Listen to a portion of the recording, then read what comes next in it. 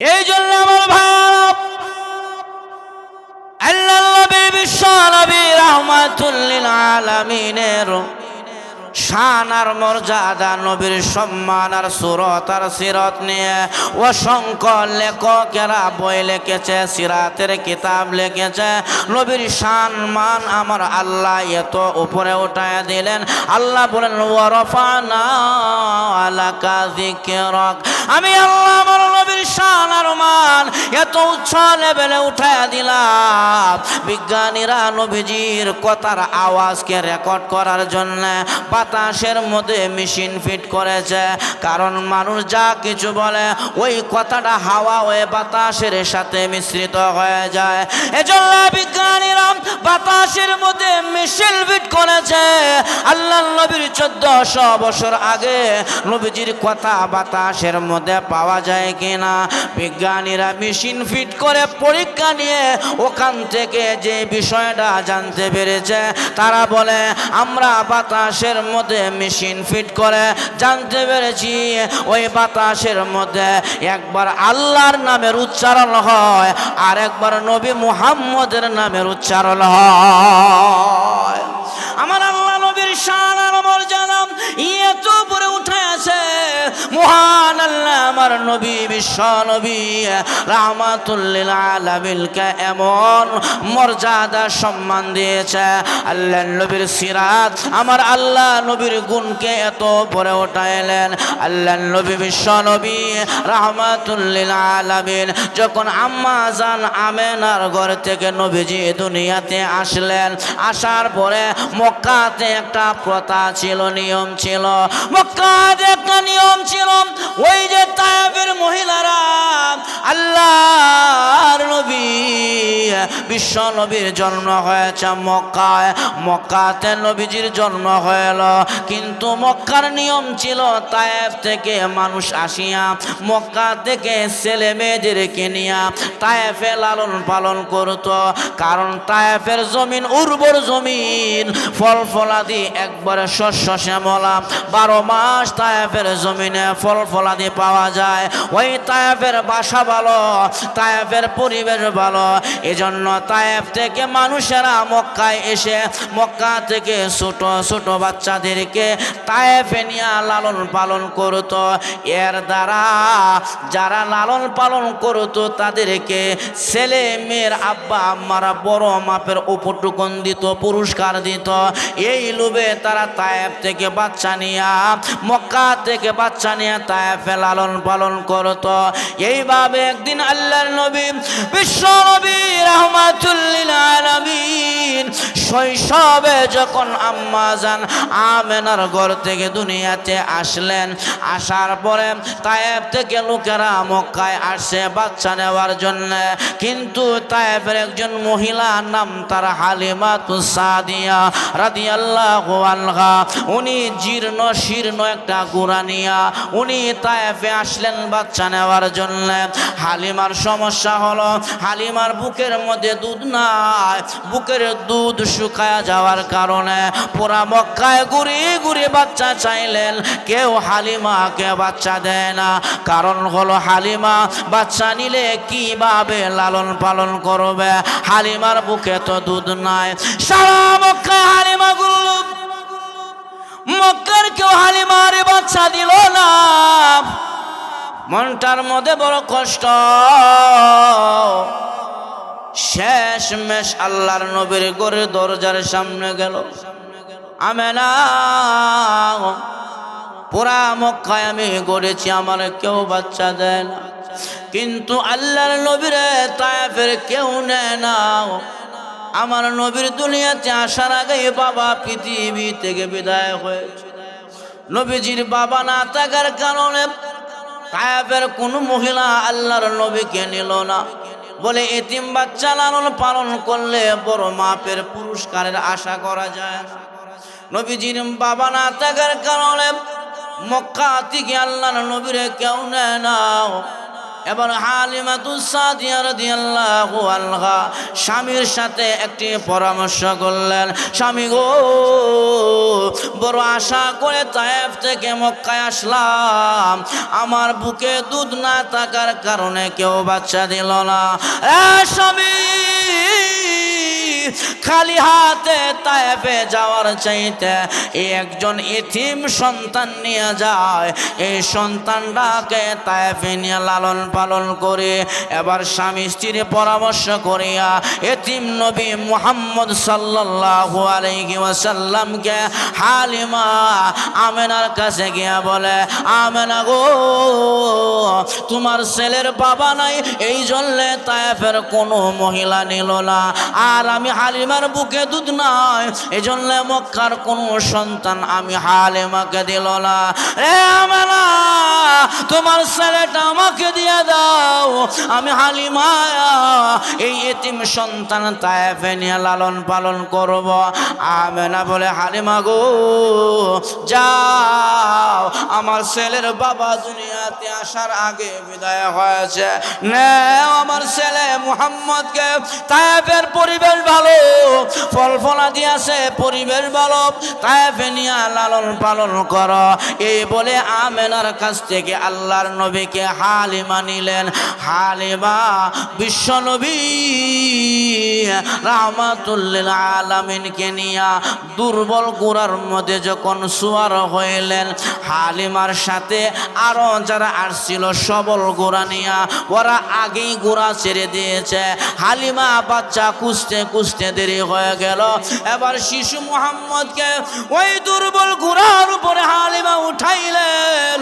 হালিমা আল্লাহর নবীকে দুর্বল গোরার মধ্যে উঠানোর পরে গোরা এত স্পিডে চলতে আরম্ভ করেছে, আধা ঘন্টা আগে যারা গোরা ছেড়ে মক্কা থেকে তায়েফের উদ্দেশ্যে রওনা হয়েছে, ওই সমস্ত গোরাদেরকে পিছনে ফেলে হালিমার গোরা সবার আগে তায়েফে চলে যায়।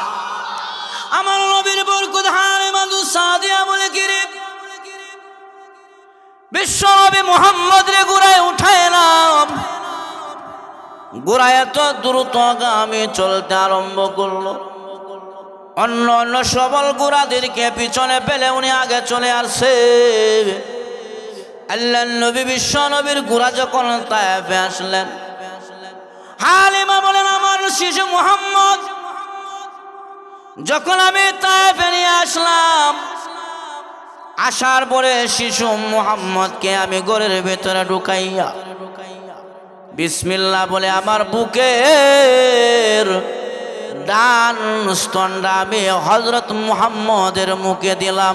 আমি হালিমা তাকায়া দেখি রে, আমার যে দুইটা দুধ শুকিয়ে গিয়েছিল, আল্লাহর নবী মুহাম্মদ আমার ঘরে আসার কারণে আমি তাকায়া দেখি আমি হালিমার দুইটা স্তন মহান আল্লাহ দুধে ভরপুর করে দিয়েছি।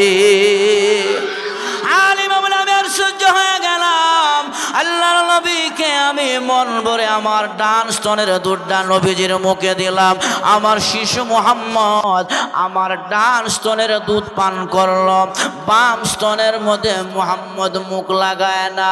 আল্লাহর নবী বিশ্ব নবী বড় হওয়ার পরে নবীজিকে জিজ্ঞাসা করা হয়েছিল, মুহাম্মদ তুমি তোমার মা দুধ মা হালিমার ডান স্তনের দুধ পান করলে, বাম স্তনের মধ্যে মুখ লাগালে না, কারণ কি? আল্লাহর নবী বলেন, পৃথিবীর মানুষেরা রে, আমার মা দুধ মার হালিমার আরেকটা সন্তান আছে, আমি যদি দুইটা দুধ খেয়ে ফেলে আমার দুধ বয় না খায়া থাকবে, এটা বেইনসাফে হয়ে যায়। এই জন্য আমার দুধ বয়ের জন্য আমি মুহাম্মদ বাম স্তনের দুধটা রেখে দিয়েছি, যাতে করে আমার দুধ বয়ের উপরে ইনসাফ কায়েম হয়। কঠিন কথা। আল্লাহর নবী শয়েস হবে, এরপরেও দুইটা স্তনে দুধ পান করে নাই। এইভাবে বিশ্ব নবী রাহমাতুল লিল আলামিন হালিমা তায়েফে নেওয়ার পরে নবীজি তো আল্লাহর পরে নবীর শান আর মর্যাদা। আল্লাহর নবী হালিমার ঘরে যাওয়ার পরে আশ্চর্য জিনিস হালিমা দেখতে পায়। আশ্চর্য আশ্চর্য জিনিস দেখতে পায়। হালিমা ভয় পেয়ে গেল, না এটা সাধারণ বাচ্চা না গো, এই বাচ্চা যেই দিক দিয়া চলাচল করে আসমানের সূর্যের তাপ দেয় না, মেঘখণ্ড মুহাম্মদের মাথার মধ্যে ধরে রাখে। হালিমার সহ্য হয়ে গেল, ভয় পেয়ে গেল, না এমন বাচ্চাকে আমি রাখতে পারি না, আমার বড় ভয় লাগে। আল্লাহ এই বাচ্চাকে এত পছন্দ করে। আরেকদিন হালিমা মুহাম্মদ শিশু মুহাম্মদকে নিয়ে আবার মক্কায় আসলো। আসিয়া আমেনার কাছে দিয়া বলে, আমেনা গো এটা সাধারণ ছেলে নয়, এটা সাধারণ বাচ্চা না। ও আমেনা আমি ভয় পেয়ে যাই ছেলে আশ্চর্য ঘটনা দেখিয়া, এটা সাধারণ ছেলে নয়। আমেনা ডাক দিয়া কয়, হালিমা তুমি তো আমার ছেলেকে তায়েফে নিলা লালন পালন করার জন্য। হালিমা রে আমি মা আমার ছেলে মুহাম্মদকে জন্ম দিলাম, আল্লাহর কসম করে বলি রে হালিমা আমার ছেলে মুহাম্মদের মতন এমন বাচ্চা আমি আমেনা কোথাও দেখি নাই। আমার কথা বুঝতেছে? অসুবিধা? আমেনা বলে, আলেমা তুমি কি বলবা, আমি মুহাম্মদের জন্ম দিয়েছি, আমি এমন বাচ্চা জীবনে দেখি নাই। এই দুইজনে মিলিয়ে আলাপ আলোচনা হচ্ছে শিশু মুহাম্মদ সম্পর্কে। এমন সময় জিবরাইল আলাইহিস সালাতু ওয়াস সালাম আমেনা ও হালিমার কাছে চলে আসলেন। এসে বলে, ও আমেনা ও হালিমা, আমেনা মা হতে পারো, হালিমা গো দুধ মা হতে পারো। এই ছেলে মুহাম্মদ সম্পর্কে তোমার এখনো আন্দাজ হয় না, সাবধান মুহাম্মদ সম্পর্কে অনুমান করে কথা বলিও না। হ্যাঁ আমেনা তোমাদের বয়স কত হবে? 30-35-এর ঊর্ধ্বে কারো বয়স হবে না। আমেনা ও হালিমা কয়টা রাষ্ট্র সফর করেছ? মক্কা আর মদিনা ছাড়া কোথাও যাও নাই। হ্যাঁ হালিমা আমেনা এই দুইটা রাষ্ট্র সফর করিয়া শিশু মুহাম্মদ সম্পর্কে তোমরা কি বলবা? আমেনা ও হালিমা শোনো, আমি এমন একজন ফেরেশতা, আমার জন্ম হয়েছে আজ থেকে লক্ষ লক্ষ বছর আগে। আমি জিবরাইলকে মহান আল্লাহ 600 নূরের পাখা দিয়েছে। আমি 600 নূরের পাখা দিয়া যদি একবার টান দে 1 মিনিটে তামাম দুনিয়া কয়েকবার চক্কর লাগাইতে পারে। ও হালিমা আমেনা শোনো, আমি জিবরাইলের জন্মের পরে আমি তামাম পৃথিবী লক্ষ কোটি বার সফর করে দেখেছি। আল্লাহর কসম করে বলতে পারি আমি জিবরাইল শিশু মুহাম্মদের মতন এমন সুন্দর বাচ্চা আমি জিবরাইল তামাম দুনিয়াতে কোথাও দেখি নাই। তোমরা আন্দাজ করে কি বলবা? আমি জিবরাইল লক্ষ লক্ষ বছর তামাম দুনিয়া সফর করেছে, মুহাম্মদের মতন এমন বাচ্চা দেখি নাই। এমন সময় আমার আল্লাহ ডাক দিয়া কয়, জিবরাইল রে। আমেনাও বলল দেখে না, হালিমাও বলল দেখে না, তুমি জিবরাইলও বললে দেখো না। এই কথার দ্বারা তো আমার নবীর শান হইল না, আমার নবীর ইজ্জত হইল না। ও জিবরাইল জানিয়া রাখো, আমেনা হালিমারে জানায়া দাও, আমি আল্লাহ তামাম পৃথিবীর সমস্ত মাখলুক সৃষ্টি করেছি, কিন্তু আমার বন্ধু শিশু মুহাম্মদের মতন এমন সুন্দর বাচ্চা আমি আল্লাহ দুনিয়াতে সৃষ্টি করি নাই। আমি আল্লাহ সৃষ্টি করছি না, দেখবো করতে কি জোরে বলেন ঠিক কিনা? এবার আল্লাহ নবী বিশ্ব নবী এত সুন্দর করে আমার আল্লাহ নবীর সূরতটা সৃষ্টি করেছে, বানাইলেন। এজন্য এক কবি বলেন, হুসনে ইউসুফ তুমি ঈসা, হুসনে ইউসুফ তুমি ঈসা, ইয়াদ মাইজাদারি আছে খুবা হামাদারন তু তনহাদারি হুসনে ইউসুফ দমে ঈসা আমার আল্লাহ ইউসুফ আলাইহিস সালাম রে বড় সুন্দর করে বানাইছিলেন। ইউসুফ নবী সুন্দর জওয়ালা নবী ছিল। ইউসুফ নবী এত সুন্দর ছিল গো, জুলাইখাকে যখন নাকি এলাকার লোকেরা তহমত দিতে লাগলেন, জুলাইখা ইউসুফরে দেখিয়া পাগল হয়ে গেল। কি পাইলা ইউসুফের ভিতরে? জুলাইখা তখন মিশরের নারীদেরকে একটি ঘরের ভিতরে আবদ্ধ করিয়া বললেন, হাতের মধ্যে একটি করে ফল দিলেন আর চাকু দিলেন, আর বললেন মিশরের নারীরা আমি যখন বলবো ফল কাটার জন্য তখন ফল তোমরা কেটে নিবা হাতের চাকু দিয়া। এই বলে নারীদের হাতে ফল দিলেন আর চাকু দিলেন। যখন নাকি আল্লাহর নবী ইউসুফকে ঘর থেকে এনে ওই মিশরের নারীদের মাঝখান দিয়া ছেড়ে দিলেন, আর জুলাইখা বললেন মিশরের নারীরা রে হাতের ফলটা চাকু দিয়া কেটে ফেল। মিশরের নারীরা ইউসুফ নবীর দিকে তাকাইয়া ফল না কাটিয়া তার হাত কেটে ফেলেছে। এত সুন্দর ছিলেন আল্লাহর নবী ইউসুফ আলাইহিস সালাতু ওয়াস সালাম। আম্মা জানা আমরা বলেন মিশরের নারীরা এই নবী যদি ইউসুফ নবী না হইয়া আমার নবী বিশ্ব নবী হইতো তাহলে হাত না কাটিয়া তোমরা কলিজা কেটে ফেলতা। এত সুন্দর ছিল আমার নবী বিশ্ব নবী রাহমাতুল লিল আলামিন।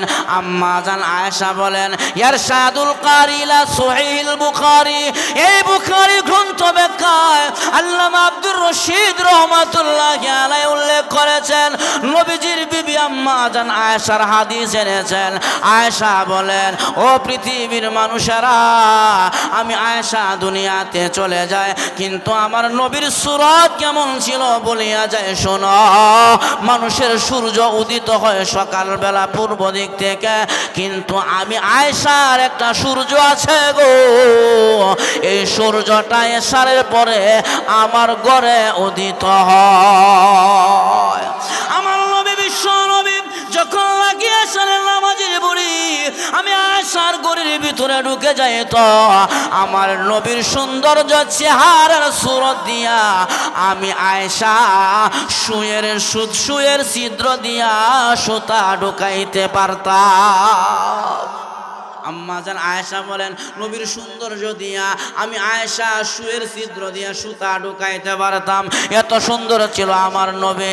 আপনারা কি বলেন তামাম দুনিয়ার সৌন্দর্য যদি এক ঘরের ভিতরে ঢুকাইয়া দেওয়া হয়, বুঝ সহ সমস্ত সৌন্দর্য এক ঘরে ঢুকাইয়া যদি বাতি বন্ধ করে দেওয়া হয়, সুয়ের ছিদ্র দেখাইব, কুদালের ছিদ্র দেখাইতো না, শুয়ে তো দূর রাখো ঠিক না।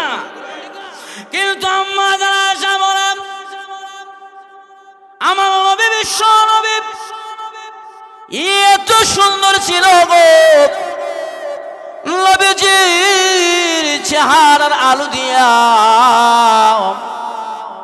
আমি আয়েশা সুয়ের ছিদ্র দিয়া সুতা ঢোকাইতে পারতাম। মক্কার লোকেরা নবীজির বিরুদ্ধে অপপ্রচার করে মুহাম্মদ ভালো না খারাপ। মক্কার লোকেরা নবীজিকে অপপ্রচার করে, কিন্তু বড় বড় লিডাররা তারা বলে মুহাম্মদ যদি পাগল হয়, পাগলরা একটু দেখে আসে, ছোটো কারো পাগল না বড় পাগল। পাগল দেখার জন্য আল্লাহ নবী খানায় কাবার সামনে গেলেন। আল্লাহ নবী খানায় কাবার সামনে বসে থাকতেন। পাগল দেখার জন্য বেঈমানরা খানায় কাবার সামনে গেল, গিয়া দেখে রে খানায় কাবার ওয়াল একবারে আলোকিত হয়ে গেছে। তারা বলে এটা কিসের আলো? এটা কি বিদ্যুতের আলো না চন্দ্রের আলো? তারা বলে না, এটা বিদ্যুতের আলো না, এটা চন্দ্রের আলো নয়, এটা হলো মুহাম্মদের চেহারা সুন্দর আলো। তার চেহারা সৌন্দর্যের কারণে কাবা ঘরের দেওয়াল মহান আল্লাহ আলোকিত করে দিয়েছে। হযরত হাসান হুসাইন রাদিয়াল্লাহু আনহুমা আল্লাহর নবীর সুন্দর সৌন্দর্য কেমন ছিল, নবীজির সুরত কেমন ছিল।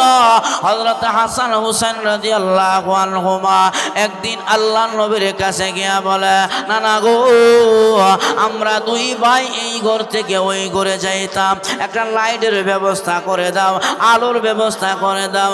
আল্লাহর নবী বলেন, হুসাইন রে, আমার ঘরে বাতি জ্বলে না, লাইট করতে গেলে। কিন্তু দাদার কাছে যদি নাতিরা কিছু চায়, নানার কাছে যদি নাতিরা কিছু চায়, না দিয়া নানা পারে না, দাদা পারে না। যেরকম ঠিক না? হুসাইনকে নবীজি এত মহব্বত করতেন। একদিন হুসাইন রাদিয়াল্লাহু আনহু আল্লাহর নবীর কাছে গিয়া বলে, নানা ভাই, মানুষেরা ঘোড়া দৌড়ায়, আমাকে একটা ঘোড়া কিনে দেয়। ছোটবেলা উঠি না, ছোটবেলা আমরা যারা ঘোড়া দৌড়াবার মন চাইছে ঘোড়া দৌড়াইতাম। ঘোড়া ছোটবেলা ঘোড়া দৌড়াবার মন চাইলে কি করতাম? কলা গাছের ডাক বকেটে আগে পিছে রশি দিয়া বাইন্ধা দুই ঠ্যাঙ্গের মাঝখানে দিয়া রশি কান্দ লাগায়া ঘোড়া দৌড়া।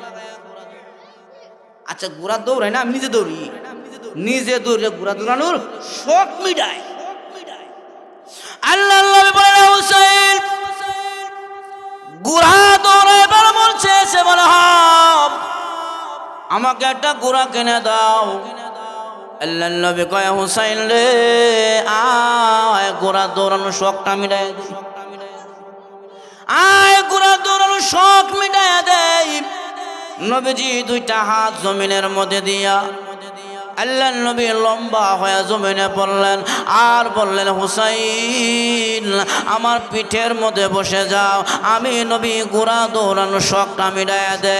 হুসাইন নবীর পিঠের মধ্যে বসে বলে, নানা গো, ঘোড়ার তো লাগাম আছে, আমার ঘোড়ার তো লাগাম নাই।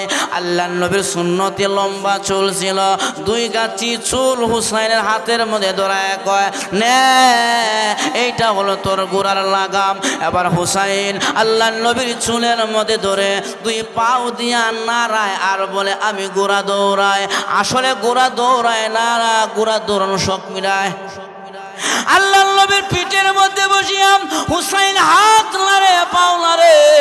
এমন সময় হযরত ওমর রাদিয়াল্লাহু আনহু বিষয়টা দেখে ফেললেন, ডাক দেয়া বলে, হুসাইন রে, তোমার সোয়ারি পৃথিবীর শ্রেষ্ঠ সোয়ারি, তোমার সোয়ারির সাথে তুলনা হয় না।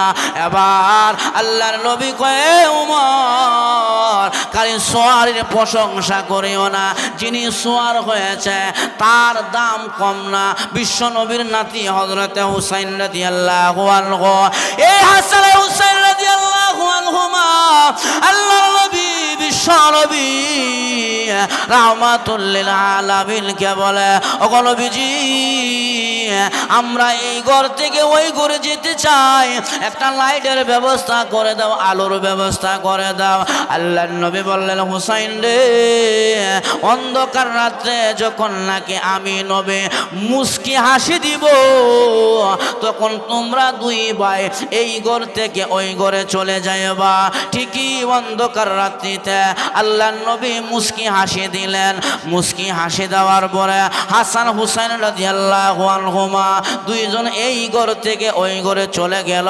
তারা বলে, আমার নানা যখন মুস্কি হাসি দিল, অন্ধকার রাত্রে বিদ্যুৎ চমকাইলে যেমন আলো হয়, দিনে ঝিলকি দিলে যেমন আলো হয়, আমার নানা যখন মুস্কি হাসি দিল, আমার নানা জানের দাঁত মুবারক থেকে এমন আলো বের হয়ে গেল। আমরা দুই ভাই ওই আলোর মাঝখান দিয়া এই ঘর থেকে ওই ঘরে চলে গেলাম। হুসনে ইউসুফ দমে ইসাম ইয়াদ মাইজাদারি আছে খুবা হামাদারন তু তলহাদারে। আমার ভাইয়ারা, বিশ্ব নবীর সুরত আমার আল্লাহ এত নিখুঁত করে বানাইলেন, পৃথিবীতে কোনো মানুষের সুরত নিয়ে আলোচনা করলে কোনো সব হয় না। আমার নবীর সুরত নিয়ে আলোচনা করলে আমল আমার মধ্যে সওয়াব হয়, কারণ আমার নবীর সুরতটা মহান আল্লাহ বড় সুন্দর করে বানাইলেন। দেখবেন পৃথিবীতে যত মাখলুক আল্লাহ বানাইলে, যত সুন্দরী মানুষ হোক না কেন, একটা না একটা সমস্যা থাকে। লম্বা হইলে হয়তো কাবু হয়, হালকা হয়, হালকা হইলে মোটা হলে দেখা যায় চোখ থাকে তেরা, দাঁত বাইসে থাকে। কিন্তু আমার নবীকে আল্লাহ এত সুন্দর করে গঠন করেছে, আমার নবীর গঠনের মধ্যে মহান আল্লাহ কোনো কলঙ্কের দাগ লাগায় নাই, সূরাতের মধ্যে কোনো ত্রুটি আমার আল্লাহ দেয় নাই। এত নিখুঁত করে মহান আল্লাহ আমার নবী, বিশ্ব নবী রাহমাতুল লিল আলামিনকে বানাইলেন, সৃষ্টি করেছেন। আমার ভাইয়ারা, এজন্য কবি বললেন হুসনে ইউসুফ দমে ঈসা ইয়াদ বাইসা দারি আছে খুবা হামাদারন তু তনহাদারি। সমস্ত নবীদেরকে আমার আল্লাহ যে সৌন্দর্য দিয়েছিলেন, আমার নবী বিশ্ব নবী রাহমাতুল লিল আলামিনকে এমন সৌন্দর্য করে আমার আল্লাহ বানাইলেন। 2 নম্বরে অন্য নবীদেরকে আমার আল্লাহ যে মুজিজা দিয়েছিলেন, সমস্ত নবীদের মুজিজা আমার নবী বিশ্ব নবী রাহমাতুল লিল আলামিনকে আল্লাহ দান করেছে। যেমন হযরতে ঈসা আলাইহিস সালাতু ওয়াস সালাম, উনাকে আল্লাহ মুজিজা দিয়েছিলেন। ঈসা নবী যদি কোনো মাটি দিয়া পাখি বানাইয়া ওই পাখির মধ্যে ফু দিতেন, ফাআনফাকা ফীহি, মাটির পাখি উড়াল দিয়া আড়ালে পড়ে আবার মাটি হয়ে যেত। হযরত ঈসা আলাইহিস সালাতু ওয়াস সালাম কোন কবরের পাশে গিয়া যদি বলতো কুম বিইজনিল্লাহ, আল্লাহর হুকুমে উঠো, কবরের মুর্দা জিন্দা হইয়া ঈসা নবীর সামনে দাঁড়ায়া যাইত। এই যে মুজিজা ঈসা নবীর আল্লাহ দিলেন, এই মুজিজা আমার নবী বিশ্ব নবী রাহমাতুল লিল আলামিনকেও আল্লাহ দান করেছে। আল্লাহ নবীর কাছে একজন ইহুদি এসে বলে, মুহাম্মদ তোমার কালিমা পড়ে মুসলমান হয়ে যাব, তবে শর্ত হইল আমার মেয়েটা বহুদিন যাবত অন্ধকার কবরে ঘুমায় আছে, যদি জিন্দা হয়ে যায় আমি তোমার কালিমা পড়ে মুসলমান হয়ে যাব। ইহুদির ধারণা হইল মরা মেয়ে জিন্দা হবে না, আমার কালিমা পড়ে মুসলমান হইতে হবে না। আল্লাহ নবী বললেন, ইহুদি রে তোমার মেয়ের কবর কোথায়? বলে এই যে আমার মেয়ের কবর। আল্লাহ নবী কবরের পাশে গিয়া বলে, কুমি বিইজনিল্লাহ, হে মেয়ে আল্লাহর হুকুমে জিন্দা হয়ে যাও। আল্লাহর নবী যখন লাগে কুমি বিইজনিল্লাহ বললেন, মেয়েটার কবরের মাটি 2 ভাগ হয়ে গেল। ওই মরা মেয়েটা কবর থেকে দাঁড়াইয়া আল্লাহর নবীর ডাকে জবাব দেয়, লাব্বাইকা ওয়া সাদাইকা ইয়া রাসূলুল্লাহ, আমি সাক্ষ্য দিতেছি আপনি আল্লাহর পয়গম্বর। এই যে মুজিজা আমার নবী বিশ্ব নবী রাহমাতুল লিল আলামিনকে আমার আল্লাহ দান করেছে। আমার ভাইয়ারা, নবীর জীবনে সারা রাত বললেও শেষ হবে না। আমার নবীর মুজিজা আমার আল্লাহ এত পরিমাণ দান করেছে। এজন্য আল্লাহ রব্বুল আলামিন বলেন, আমি হলাম রব্বুল আলামিন, আমার নবী হলেন রাহমাতুল লিল আলামিন। আমি যেমন তামাম দুনিয়ার রব, আমার নবী হলেন তামাম দুনিয়ার নবুয়তের নবী। আমার রুবুবিয়ত যেই জায়গায় চলে গো, নবীজির নবুবিয়ত ওই জায়গায় চলে। আচ্ছা, আমরা খারাপ লাগতেছে? খারাপ না লাগে তাহলে মনে করুন যে শয়তান তোমরা পিছনে গিয়েছে, কিন্তু যুবকরা এমনি আইবার শোনা রাস্তাটা বড় রয়েছে, মুখ ঘুরিয়েছে, দেখা নেই। এই জন্য এই কে বাঘে ধরলো, এই ফাঁকে দেখা ধরলো, কোনো বাবু আছে নাকি? শুনেন সবাই কথা কয়েন না, এদিকে আইন, এদিকে আইন। এই শুনেন একটা কথা বলি, কোন মানুষ যদি সহি নিয়ত করে, আমি ওয়াজ শেষ পর্যন্ত শুনতাম, শয়তান হাজার চেষ্টা করলেও তারা উঠাইতে পারত। কোন মুসল্লি যদি সহি নিয়ত করে আমি 5 ওয়াক্ত নামাজ ইমামের পিছনে আদায় করতাম, শয়তান ধোঁকা দিতে। আমি উদাহরণ দিই, এক মুসল্লি উঠে দেয় না, কেউ বললাম যুবককে উঠে দেয় না, একটা যুবক উঠে দেওয়া নিষেধ। আমি কেবল শুরু করছি ওয়াজ, আধা ঘন্টা বসে না 40 মিনিট। ওখানে যদি কোনো যুবক মুতার বান্দুরে উঠতে যা, দেখতে রাখ ভাই, মেয়ে বিয়া হয়তো না। 40 মিনিট যে যুবক মুত আটকায় রাখতে পারে না, এটা যে বউ রাখবো গ্যারান্টি কি আছে? একটা যুবক উঠে না। এখন একটা কথা শুনে, এক মুসল্লি 5 ওয়াক্ত নামাজ ইমামের পিছে পড়ে। মানে একদিন এমন জ্বর তুফান শুরু হয়েছে, ঢাল ঢুল ভাঙ্গিয়া বিনাশ, মুসল্লি উজু করতেছে, এসার নামাজ পড়ছে। শয়তান কো দেহ কারবার, হ্যাঁ কারবারটা দেহ মানুষে করতে পারো না, হ্যাঁ উজু করতে নামাজ পড়তে। শয়তান কয় চাচা কই যাইতেন কো মুর্শিদ, বেটা মুর্শিদ যে জ্বর তুফান হয়েছে, ঢাল ঢুল ভাঙ্গিয়া মানুষের বাড়ি ঘর ফেলা হয়েছে, রাস্তাঘাট পিছলা হয়েছে, জানলাম মুর্শিদ গোলাম চলে লাইন চাচা কো না মুর্শিদ যাইতাম।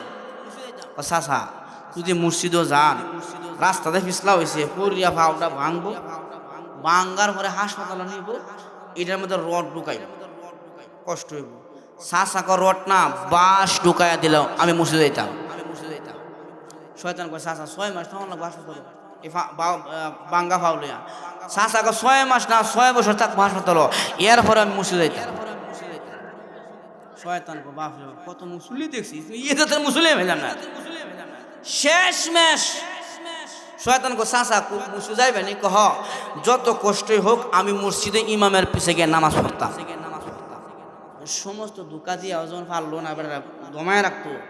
লাস্টে শয়তান কো চাচা একটা কাজ করেন, রাস্তাঘাট যেহেতু পিছলা, হ্যাঁ তিনি ঘুরে দেবেন গিয়ে আমার কান্দ উঠকাই। কার কান্দ? শয়তানের। শয়তানে মুসল্লি কাঁধে করে নিয়ে মুসল্লি যাইতেছে, আর এক শয়তানদের ডিউটি করে আইতাছি দেখতেছে কিরে লিডারে মুসল্লি কান্দ করলে মসজিদে ঘটনা কিতা। আচ্ছা শয়তানের কাজ কি মুসল্লি কান্দ করলে যান মসজিদ? এমন পরের দিন হেটা জিগা কি করলি এটা, গতকাল দেখলাম আপনি মুসল্লি কান্দ করলে মসজিদে গেছেন ঘটনা কিতা। এমন হ্যাঁ কো আরে ভাই কুস না, তারা বলছি পরিয়া পাউডা ভাঙবো, রড ঢুকাইবো, হ্যাঁ বাল ঢুকাই দিল যাইব। বললাম 6 মাস তখন লাগবো হাসপাতাল, 6 বছর থাকবো, এর ফলে মসজিদ হয়ে যাইবই। এত কিছু বুঝাইলাম মানলো না, এখন ভাবলাম মসজিদ তো যাইবই, কান্দ করে লইছি। কারণ হাইটা হাইটা গেলে কদমে কদমে সওয়াব হইব, কদমে কদমে গুনাহ মাফ হইব, এইটা করবার দিছি না। চিন্তা করছো এর লাগি কান্দ লই আইছি। যদি নিয়তটা সহিতা হয়, যত কষ্টই হোক, যত শয়তানে ধোঁকা দিয়ে এই মজলিস থেকে উঠাইতে পারবে। আর যদি খারাপ লাগতেছে তাহলে হয়ে বক্তা বক্তা ডাইরেক্ট তো করাটা তো আমার ভাইরা নিয়তটা সহি করতে হইব। সহি নিয়তে বসছি ইনশাআল্লাহ শেষ পর্যন্ত থাকবো। হ্যাঁ যেহেতু এলাকাবাসী বসলো একটা মাহফিল, এরকম ঠিক না? আমার ভাইরা যে কথা আমি বলতেছিলাম, এই যে সমস্ত নবীদেরকে যে আল্লাহ মুজিজা দিয়েছিলেন, আল্লাহর রুবুবিয়ত যে জায়গায় চলে, নবীজির রুবুবিয়ত সেই জায়গায় চলে। আল্লাহ যেমন তামাম দুনিয়ার রব, আমার নবীজি তামাম দুনিয়ার জন্য রহমত। নবী গাছের জন্য রহমত, নবী মাছের জন্য রহমত, নবী উম্মতের জন্য যেমন রহমত, গরু ছাগলের জন্য নবী তেমন রহমত। লক্ষ্য করে দেখেন সিরাত গ্রন্থের ভিতরে আল্লাহ নবী বিশ্ব নবী জাবালে আবু কুবাইস পাহাড়ের পাদদেশে আল্লাহ নবী 8 বছর বয়সে নবীজি ওই পাহাড়ের পাদদেশে হাঁটে আর বলে, প্রভু গো আমার আখেরি নবী বানাইয়া দুনিয়াতে পাঠাইলা, সমস্ত উম্মতের দায়িত্ব আমার কাঁধে ছেড়ে দিলা। আমার মা নাই, আমার বাবা দুনিয়াতে আসার আগে বিদায় হয়ে গেল। এই বলে বিশ্ব নবী আবু কুবাইস পাহাড়ের পাদদেশে হাঁটে। এমন সময় তাকায় দেখে বেঈমান আবু জেহেল ঘোড়া নিয়ে আসতেছে। আবু জেহেল বলে কি ব্যাপার, আব্দুল্লাহর ছেলে মুহাম্মদ এই জায়গায় একা একা কেন দাঁড়ায় আছে? মনে হয় রাস্তা বলে রাস্তার পেছে পড়ে দাঁড়ায় আছে, শত কিছু হইলেও তো ভাতিজা নিয়ে যায়। এবার আবু জেহেল বলে, ভাতিজা মুহাম্মদ বুঝতে পেরেছি রাস্তা মনে হয় হারিয়ে ফেলেছ, আয় আমার ঘোড়ার উপরে আরোহণ কর, তোকে গন্তব্যে পৌঁছায় দেয়। আল্লাহর নবী কয়, চাচা গো আপনি চলে যান, আমি এখন যাব না। এবার আবু জেহেল বলে না, তুমি শিশু মুহাম্মদকে এইভাবে রেখে আমি যাইতে পারি না। জোর করিয়া আবু জেহেলের পিছনে আল্লাহর নবী বিশ্ব নবীকে ঘোড়ার উপরে উঠাইলেন। এবার ঘোড়ার উপরে উঠাইয়া ঘোড়াকে চাবুক মারতে আরম্ভ করেছে। চল মক্কায় চল, মুহাম্মদ রে পৌঁছায় দে। এবার ঘোড়া মনে মনে বলে, আল্লাহ, বেঈমান আবু জেহেল মুহাম্মদ রে চিনতে ভুল করলেও আমি বনের পশু ঘোড়া মুহাম্মদ রে চিনতে ভুল করি না। আল্লাহ গো, তোমার নবী মুহাম্মদ রে বেঈমানের পিছনে বসাইয়া আমি ঘোড়ারে চাবুক মারে সামনে আগাইবার জন্য ঘোড়া হাত ব্রেক মারছে, সার পায়ে ব্রেক দিছে, সামনে আগায় না, একবারে ব্রেক মারছে। আবু জেহেল বলে, কি ব্যাপার, ঘোড়া তো এইভাবে ব্রেক দেয় না, আজ কেন সামনে আগাইতে চায় না? এবার ঘোড়া বলে, আল্লাহ, আমার জবানটা খুলিয়া দাও, আমি বেঈমান আবু জেহেলকে মনের কিছু কথা শোনায় দেয়। মহান আল্লাহ ঘোড়ার জবান খুলে দিছে। ঘোড়া এবার মানুষের ভাষায় বলে, আবু জেহেল রে, বিশ্ব নবীকে তুই চিনতে ভুল করলেও আমি ঘোড়া চিনতে ভুল করি না। আবু জেহেল রে, এটা সাধারণ নবী নয়, এটা মানুষের জন্য যেমন রহমত, পশু পাখির জন্য তেমন রহমত। ওয়ামা আরসালনাকা ইল্লা রাহমাতাল লিল আলামিন। আল্লাহ তামাম দুনিয়ার রহমত বানাই নবীকে পাঠাইলেন। রে আবু জেহেল, তোর মতন নাদানের পিছনে বন্ধু মুহাম্মদ রে বসাইয়া আমি ঘোড়ারে চাবুক মারতেছ, আমার জীবন চলে যাবে রে। এরপর আমি সামনে যাব না যতক্ষণ পর্যন্ত আল্লাহর নবীকে তোর সামনে আনবে। এবার আবু জেহেল বাধ্য হইয়া মুহাম্মদকে তার সামনে বসাইল। আল্লাহর নবীর সামনে বসাইয়া ঘোড়াকে হালকাভাবে আঘাত করেছে। ঘোড়া এত দ্রুতগামী চলতে আরম্ভ করলো, আবু জেহেল লাগাম ধরে নিয়ন্ত্রণ করতে পারে না। আবু জেহেল বলে, ঘোড়া রে, এত দ্রুতগামী তুমি তো কোনোদিন চলো না, এত স্পিডে কোনোদিন যাও না, আজ স্পিড কোথায় থেকে আসলো? এবার ঘোড়া বলে, আবু জেহেল, ভাবতেও পারি নাই আল্লাহর নবী আমার মতন ঘোড়ার উপরে আরোহণ করবে। আজকে নবীর বরকতে আমি ঘোড়া চলতে আরম্ভ করেছি। খালে পড়বো না নদীতে পড়বো, এই হুঁশ পর্যন্ত আমার ভিতরে নাই। হোসনে ইউসুফ দমে ঈসা, আমার আল্লাহ সমস্ত মুছে যাও। আমার নবী বিশ্ব নবী রাহমাতুল লিল আলামিন দান করেছিলেন। আমার নবী কেমন নবী ছিলেন, নবীজি কেমন ছিলেন? আল্লাহর নবী বিশ্ব নবী রাহমাতুল লিল আলামিন খন্দকের ময়দানে বেঈমানদের সাথে যুদ্ধ করার জন্য পরিখা খনন করতেছিলেন, খাল খনন করতেছিলেন। ওই খাল খনন করতে যাইয়া সাহাবায়ে কেরাম নাকে খাল খনন করতেছে। এমন সময় একজন সাহাবী ওই পেটের কাপড়টা উঠায়া আল্লাহর নবীরে বলে, নবী গো, আমার পেটে আর কোনো খাবার নাই, আর পারি না, আমার বড় কষ্ট হয়। আল্লাহর নবী বিশ্ব নবী ওনার পেটের জামাটা উঠাইয়া ওই সাহাবীরে দেখায়া দিলেন।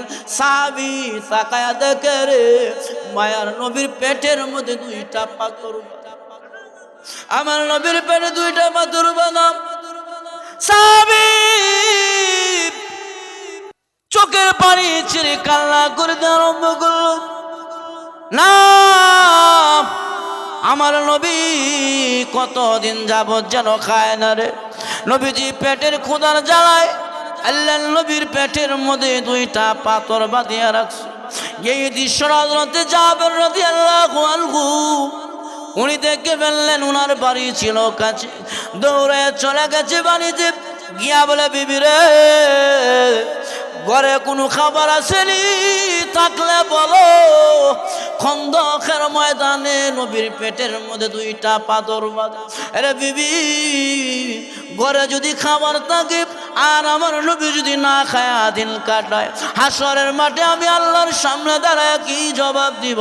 এবার বিবি বলে, স্বামী গো 3.5 কেজি আটা হবে, আর কিছুই নয়। হযরতে জাবের রাদিয়াল্লাহু আনহু বলে, বিবি রে আটাগুলো রুটি বানাও, আর ছোট্ট একটা বকরির বাচ্চা আল্লাহর নবীর জন্য জবাই করিয়া উনি চলে গেলেন। বকরির বাচ্চাটা জবাই করিয়া দিলেন, গোশতগুলো পাকাও, আটাগুলো রুটি বানাও, আমি বিশ্ব নবীকে দাওয়াত করব আমার বাড়িতে। আল্লাহর নবীর পেটের মধ্যে 2টা পাথর বাঁধা। এবার সাহাবী জাবের রাদিয়াল্লাহু আনহু দৌড়ে গেলেন খন্দকের ময়দানে, গিয়ে বলেন, নবী গো দুপুর বেলায় আমার বাসায় আপনার দাওয়াত, আপনি সহ আরো 2 জন সাহাবী, মোট 3 জন।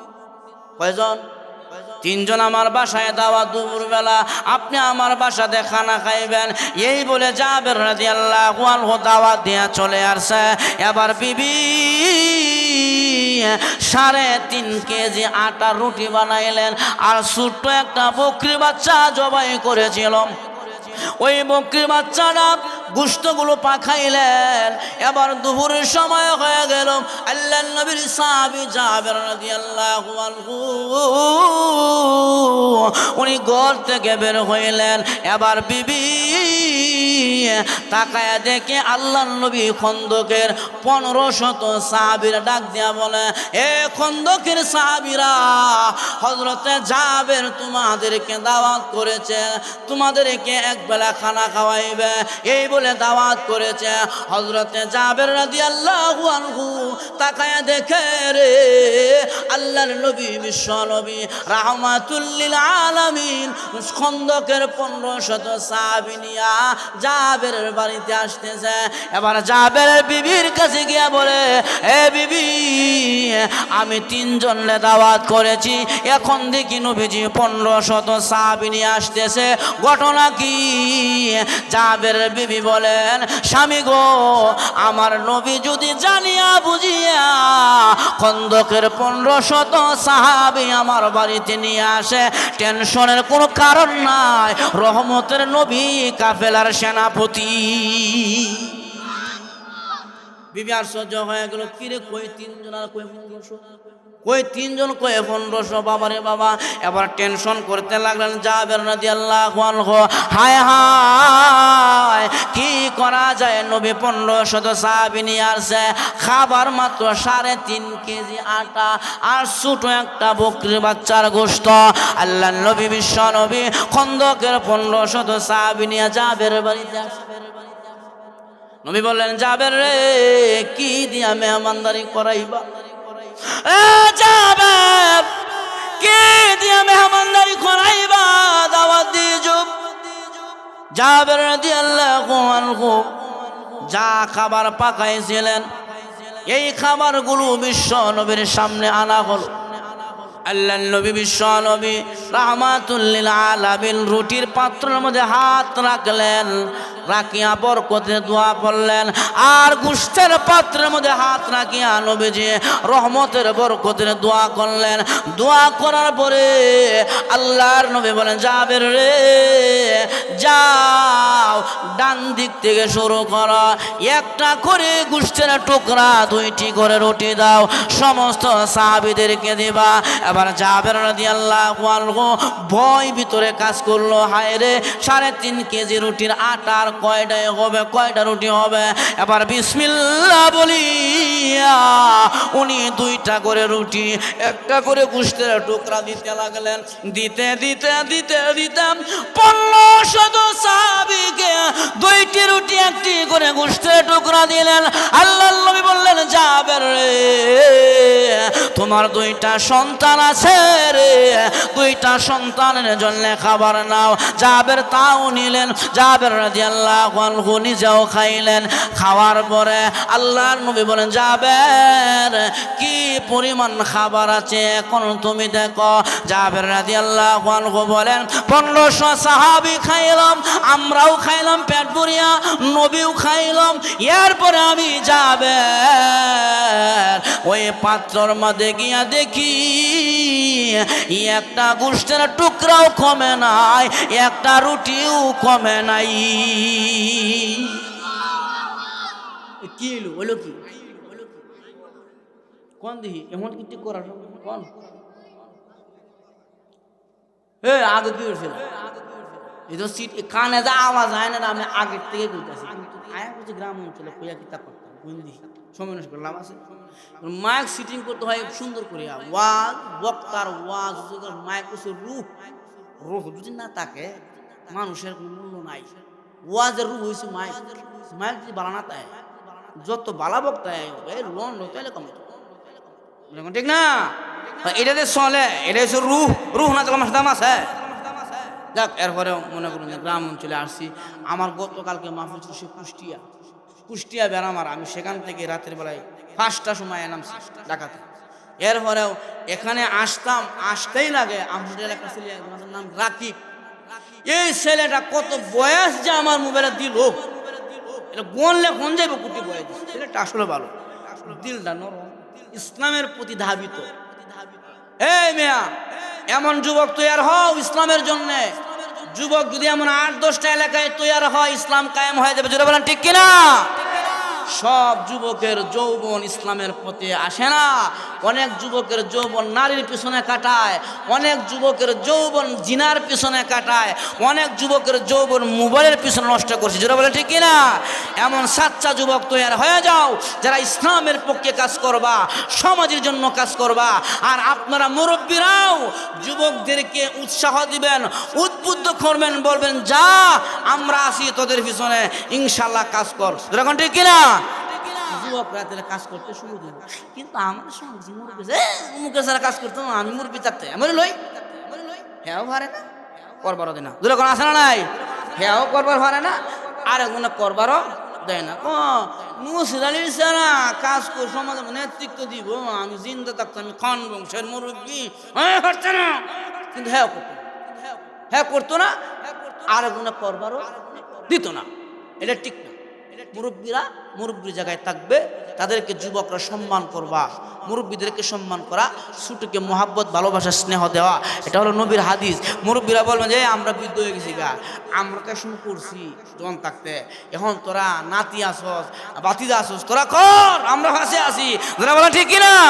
তাই দেখবেন যুবকরা ইনশাল্লাহ স্বেচ্ছা কাজ করবো, মনে করেন যে সব আকাশ পাতাল উন্নত করে দেবো। যুবকরা তুই সব কিছু এখন ঠিক কিনা? যেন এমন রাকিবের মতন যুবক তৈরি হও যারা ইসলামের জন্য কাজ করবা, দ্বীনের জন্য কাজ করবা। সমাজের মধ্যে প্রবাসী ভাই যারা আছেন, সমাজের মধ্যে ইসলাম প্রতিষ্ঠিত কেমনে হয় দেখেন। ভালো কাজ যারা করে এদেরকে সবাই ভালো করে, ঠিক না? এখন সমাজ কিন্তু উল্টা পাল্টা পছন্দ করে না। যেরকম ঠিক না? যে ছেলে উল্টা পাল্টা চলে, 3 মাইল দূর থেকে বিয়ার লাগি গড়াইলে বিয়া দিতে উল্টা পাল্টা। আর যদি ছেলে ভালো হয় 3 মাইল না 5 মাইল দূর থেকে কই দেবো, কই যাস? বলে অমুকের ফুলার সাথে একটা বিয়ার সম্বন্ধ লাগিয়েছি। চোখ বন্ধ করে সম্পর্ক, ছেলেটা ভালো। এই জন্য ভালো জিনিসের মূল্যায়ন সর্বদাই থাকে, আর খারাপ জিনিসটা সবাই খারাপই ভাবে। এই জন্য আমার ভাই, যে কথা আমি বলতেছিলাম, আল্লাহর নবীর সাহাবী হযরত জাবের রাদিয়াল্লাহু আনহু বলে, আমি তাকায়া দেখি আল্লাহর নবীর সাহাবীরা খাইলো, খাবার কমলো না, রুটিও কমে নাই, গোশতও কমে নাই। এবার আল্লাহর নবী বললেন, জাবের রে, এই যে বকরি জবাই করেছো আমাদের জন্য, বকরি গোশতের হাড্ডিগুলো একসাথে জমা করো। জাবের রাদিয়াল্লাহু আনহু হাড্ডিগুলো একসাথে জমা করলেন। আল্লাহর নবী হাড্ডির মধ্যে হাত রাখিয়া টুটটা নড়ছে, নবীজি কি জানি দোয়া পড়ছে। জাবের বলে, আমি তাকায়া দেখি নবীজির টুট মুবারক নড়ে, কিন্তু দোয়াটা কি পড়ছে আমি শুনি নাই। আল্লাহর নবী হাড্ডির মধ্যে হাত রাখিয়া বরকতের দোয়া পড়ার কারণে মহান আল্লাহ মরা হাড্ডি থেকে জীবিত ছাগল বানায় দিয়েছে। এবার জাবেরকে বলে, জাবের যা, হেজে নেও তোমার বকরি বাচ্চা তুমি নিয়ে যাও। জাবের রাদিয়াল্লাহু আনহু আশ্চর্য হয়ে বকরি বাচ্চা বিবির কাছে নিয়ে গেছে। আরে বিবি, বিবি কয়, স্বামী গো, এটা দিয়ে আমাদের বকরির লাগান দেওয়া যায়। জাবের কয়, লাগান কই, এটা আমরা ডাই। বিবি কয় আমরাটা না নবীরে জবাই করে খাওয়াইছ। জাবের বলে বিবি রে বরকতের নবী হাড্ডির মধ্যে হাত রাখিয়া কি দোয়া জানি করছে রে, দোয়ার বরকতে আমার আল্লাহ হাড্ডি থেকে জীবন্ত বকরি বানায় দিয়েছে। বিশ্বনবীর সিরত আর সুরত, আল্লাহর নবীর সিরত আর সুরত নিয়া সারা রাত্র কথা বললেও শেষ হবে না। আমার নবীর সুরত কেমন ছিল, সুরত নবী কেমন ছিল। ওয়া ইন্নাকা লাআলা খুলুকিন আযীম, আমার নবীজির সুরত কেমন ছিল এই আয়াতের ব্যাখ্যায় তাফসীরে ইবনে কাসিরের মধ্যে উল্লেখ করেছে আমার নবীজি কেমন সুরত ছিলেন, আমার নবীজির কেমন সিরত মানে গুণ ছিলেন। আমার নবীজি গুণগত নবী ছিলেন, আমার নবীর আখলাক ছিল সৌন্দর্য, আমার নবীর চরিত্র ছিল ভালো।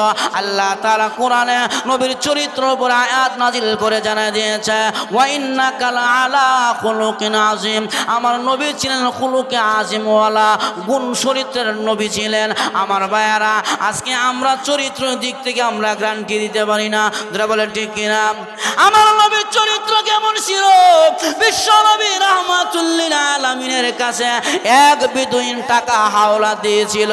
যে তারিখে নেওয়ার কথা একদিন আগে আসিয়া নবীজির গামছার মধ্যে ধরে রুমালের মধ্যে ধরে টান দিয়া কয় মুহাম্মদ পাওনা দাও না কেন, টাকা আনলে দিবার মন থাকে না। আল্লাহ নবী কয় বাইরে তোমার টাকা তো আগামী কালকে দেওয়ার কথা, আজকে তুমি চলে আসছো, আচ্ছা অসুবিধা নাই। নবীজির গামছা ধরে যে টান দিয়েছে নবীজির গলার মধ্যে ফাঁসি লেগে গেল। ওমর রাদিয়াল্লাহু আনহু তলোয়ারটা বের করে কয় এরে বিদুইন তোরে আমি এখন শেষ করে ফেলতাম, খালি আল্লাহর নবীর কাছে দেখিয়া। ওমর তো গরম গরম সাহাবী, তলোয়ার একবারে কোলা কোলা লয়ে ঘুরে, এই ইহুদি তোর মাথা দেহ থেকে আলাদা করে ফেলতাম। তুই মুহাম্মদ আমার নবীর গামছা ধরে টান দিয়া রুমাল ধরে টান দিয়া ফাঁসি লটকে। আল্লাহর নবী কয় ওমর রে রাগ করিও না, সে পাওনাদার আমার কাছে।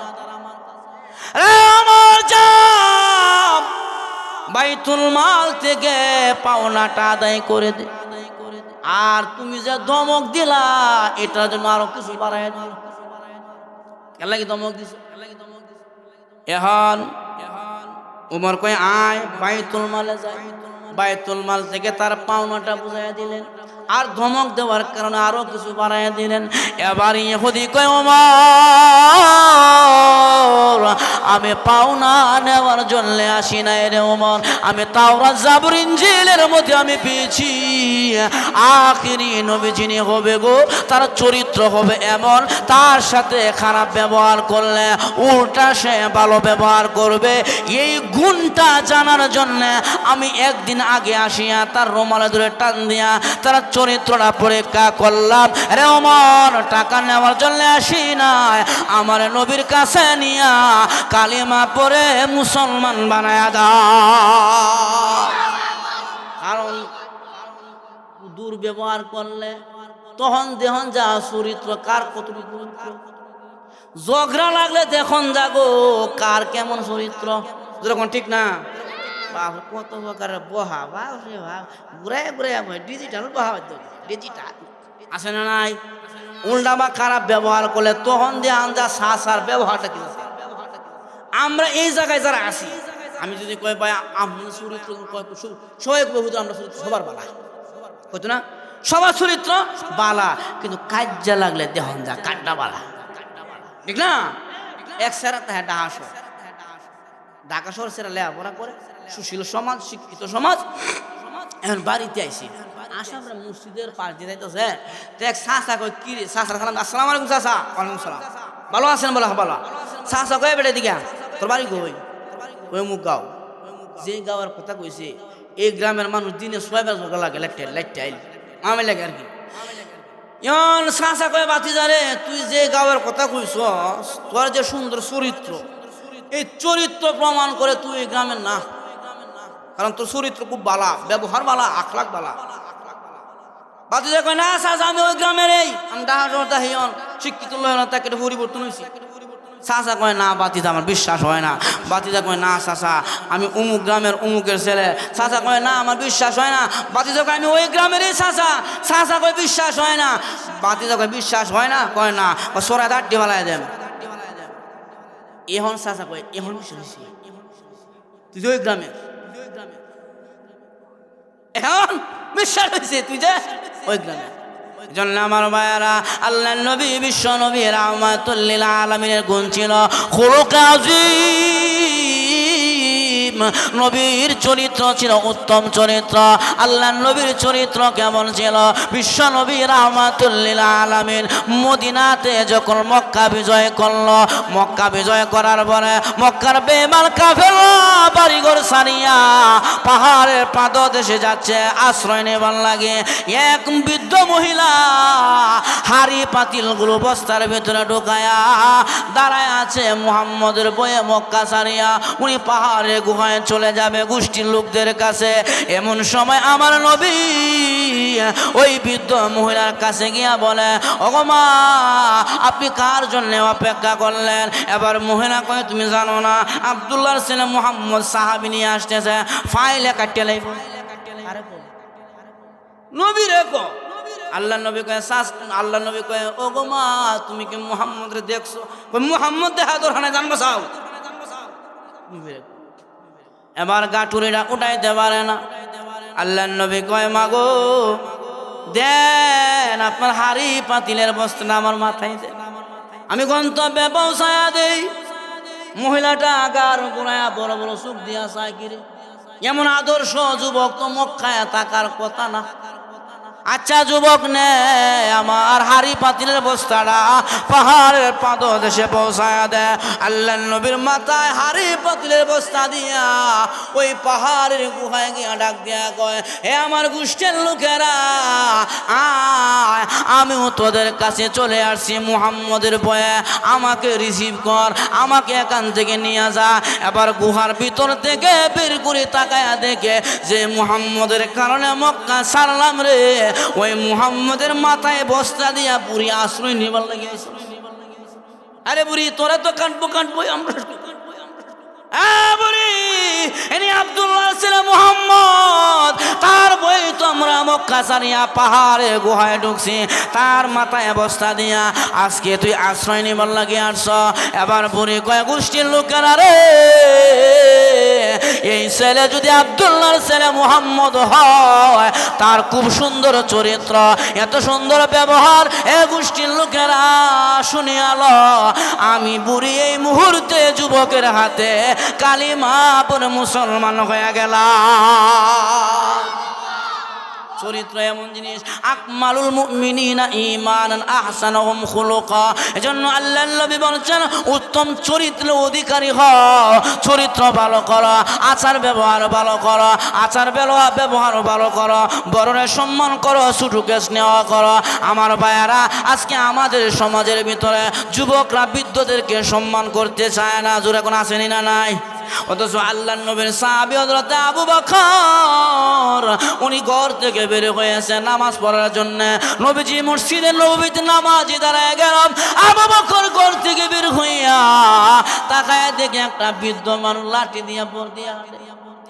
আবু বকর কয় কি বিপদের মধ্যে বললাম, এই পুরাটা যদি পিছে বালাইয়া চলে যায় তাহলে বেয়াদব, আর যদি সামনে রাখি আমি যাই তার নামাজ কাজা হইব।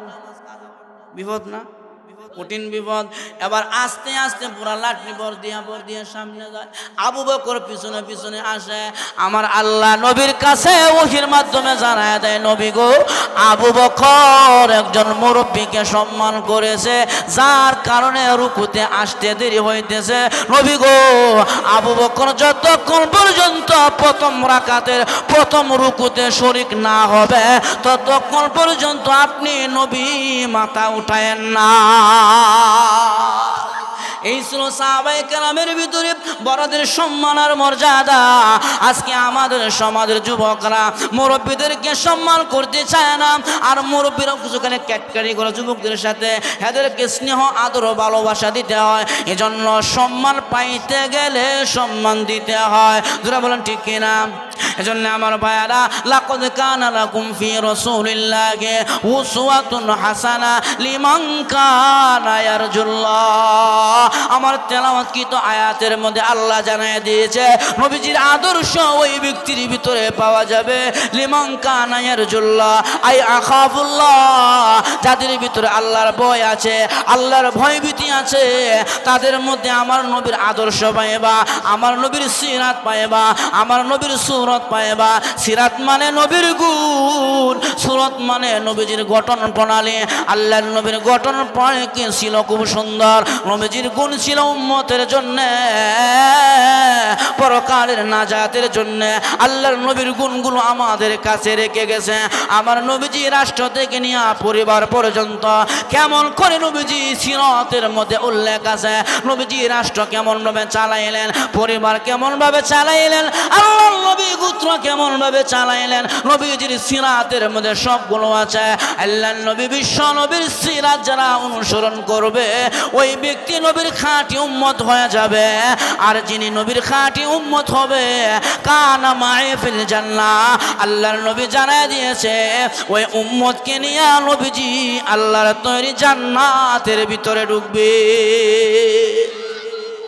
নবীর সিরাত মানে কি?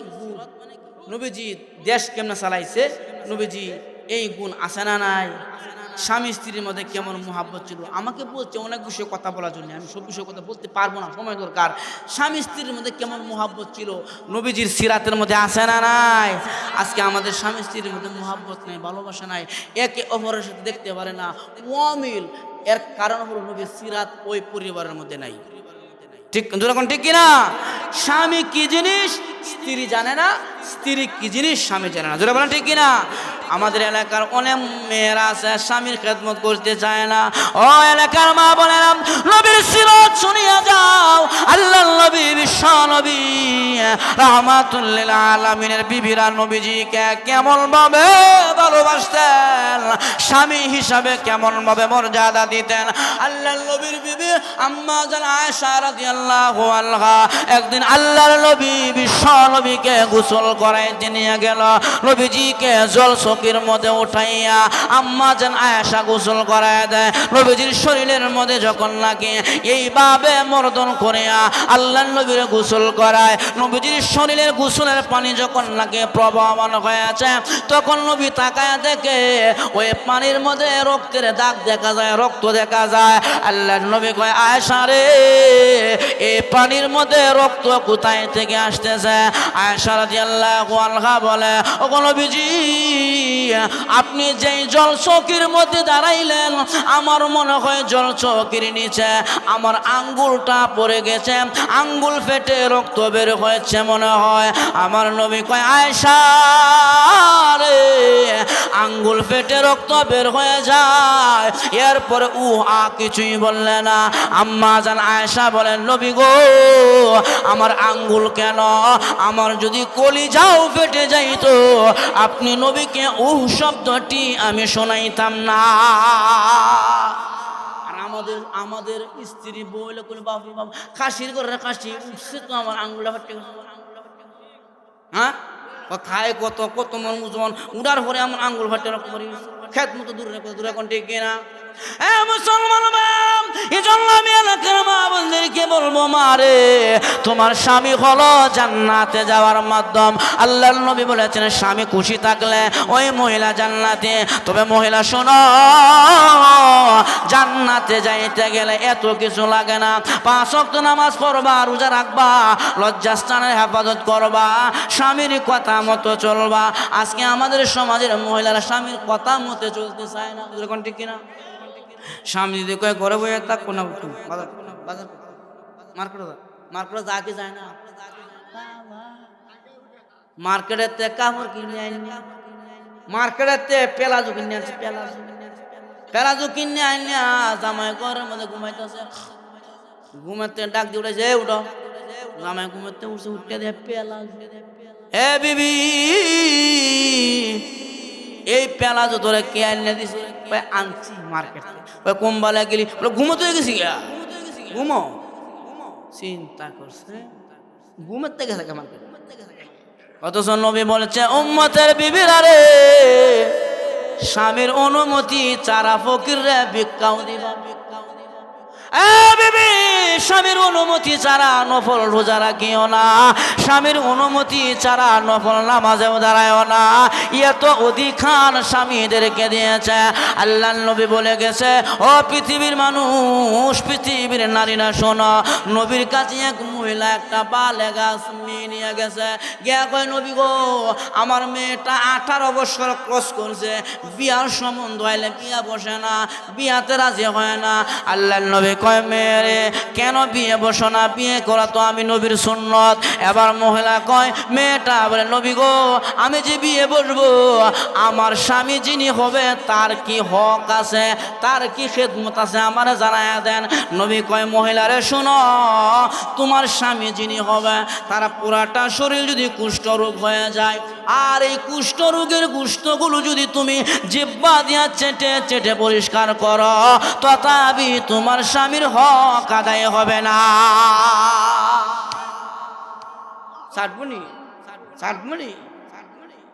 এজন্য আল্লাহ নবী কয়, হে উম্মতের বিবিরা, সাবধান, স্বামীর অনুমতি ছাড়া বাহিরে যাওয়া যাবে না। আর আমাদের সমাজের কিছু স্বামী আছে, বউরে কালে কাজ করাইতে জোয়ান শরীরে বুড়া বেড়ি দূরে কোনো আসে না নাই, বালা কাপড় দেয় না, ভালো পোশাক দেয় না। এই মেয়া, যারে দেখলে দিল শান্তি হয়, চক্ষু জোড়ায়, তারে একটু সাজায়া সুজায়া রাখবে। নিজের ঘরে বউরে কাজ করে বুড়া বেড়ি বানায়, রাস্তায় গিয়া দেখে নর্তকী দেখে, আরে কি সুন্দর রে, নিজের ঘরে বউরে কাজ করে বুড়া বেড়ি। এই জন্য আমার আল্লাহ নবী বলছেন, না, যে বউলিয়া, যে বিবিলিয়া তুমি সংসার করবা, তার হক রয়েছে তোমার উপরে, তার চিকিৎসা সহ, তার পোশাক আদি সহ তুমি স্বামীর কাছে হক রয়েছে। এ পৃথিবীর স্বামী শোনো, পৃথিবীর নারী শোনো, তুমি যদি সকালবেলা সুন্দর করিয়া সাজিয়া গুজিয়া ফজরের নামাজের সময় তোমার স্বামীর একটা ডাক দাও, স্বামী ঘুমতে উঠো, ফজরের সময় হয়ে গেছে, স্বামী চোখটা মিলিয়া তাকায় দেখবে পরীর মতন আমার বউ দেখা যায়, দেখে একটা মুস্কি হাসি দিবে। আল্লাহ নবী বললেন, একটা মুস্কি হাসি দেওয়ার কারণে আমল নামার মধ্যে একটা সদকা করার সওয়াব আল্লাহ লিখে দেয়। নিজের ঘরের বউ যদি ভালো থাকে, সুন্দর থাকে, সুন্দরী থাকে, সাজায় গুজায় রাখেন, জীবনে অন্য মহিলার দিকে পুরুষের নজর যাবে না। এই জন্য আমি আমার এলাকার যুবক ভাইরা যারা বিয়া করেছেন তাদেরকে বলবো, নিজের ঘরে বড় সাজায় গোজায় রাখেন। আমার ভাইরা, আল্লাহ নবী বিশ্ব নবী রাহমাতুল লিল আলামিন, উনি উনার বিবিদেরকে নিয়ে এইভাবে সাজায় গোজায় রাখতেন। আল্লাহ নবী একদিন আম্মা জান আয়েশাকে নিয়ে চন্দনী রাতে ঘর থেকে বের হয়ে গেছে। নবীর গুণ, সিরাত মেরি নবীর গুণ। আল্লাহ নবী আম্মা জান আয়েশাকে নিয়ে বের হয়ে গেল। বের হয়ে যাওয়ার পর আয়েশা বলছে, নবী গো, চন্দনী রাত্র সুন্দর দেখা যায়, আলো দেখা যায়। আল্লাহ নবী বলেন, আয়েশা রে, চলো দুইজন মিলে একটা দৌড় খেলা দিই। দেখেন নবী কেমন ছিলেন বিবিদের বেলায়, সিরাত নবীর গুণ কি। এবার আম্মা জান আয়েশা নিয়ে আল্লাহ নবী দৌড় খেলতে আরম্ভ।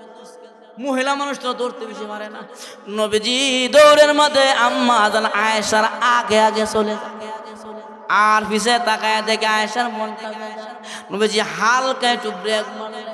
আম্মা জান আয়েশা নবীর আগে গিয়া গন্তব্যে পৌঁছে গেছে, গিয়া কয়ে পিছে বাড়াইয়া দিছি। নবী গো, আপনারা পিছে বাড়াইয়া দিছি। নবী কয়, আয়েশা আজকে ফাঁস করছো। এইভাবে কিছুদিন যাওয়ার পর আবার আরেকদিন নবী বের হয়েছে। বের হয়ে দুইজন মিলে দৌড় দিছে। ওই দিন আল্লাহর নবী আম্মা জান আয়েশার পিছনে পালাইয়া আগে চলে গেছে। গিয়ে কয়, আয়েশা, আগের বার তুমি আমার হারাইছ, এবার তোমারে হারাইয়া দিলাম। এই ছিল নবীর গুণ। স্বামী স্ত্রীর মধ্যে এই ছিল মোহাব্বত আর ভালোবাসা। আল্লাহ নবীর বিবিরা যখন নাকি তরকারি কাটতো, একজনে ভেজ কাটতো, নবী আলু কাটতে দিত। আল্লাহর নবী বিশ্ব নবী বিবিদের সাথে রান্না বান্নার কাজ করেছে, বিবিদেরকে হেল্প করেছে, কিন্তু আমাদের স্বামীরা করতে চায় না। জোরে কোন ঠিক কিনা? এজন্য স্বামী স্ত্রী দুইজনের মহাব্বত মধুর থাকতে হবে, ভালোবাসা থাকতে হবে। যেই ঘরের মধ্যে স্বামী স্ত্রীর মধ্যে মহাব্বত আর ভালোবাসা 100 আছে, ওই ঘরের মধ্যে আল্লাহর পক্ষ থেকে সর্বদাই রহমত নাজিল হয়। একে বলা হয় নবীর গুণ। লাকাদ কানা লাকুম ফি রাসূলিল্লাহি উসওয়াতুন হাসানা। আল্লাহর নবীর আদর্শ তাদের মধ্যে পাওয়া যাবে যাদের মধ্যে আল্লাহর ভয় থাকবে, আল্লাহর বিধানের ভয় থাকবে, তাদের মধ্যে নবীর আদর্শ পাওয়া যাবে।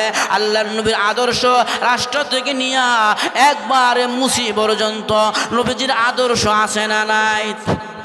আলাদা করে আছে না নাই? আমরা কারণ খালি পুষাপুষি করতেছ। আল্লাহর নবীর আদর্শ যেগুলো বললাম, আদর্শ গুণ সিরাত, নবীজির গুণগুলো ছিল এমন।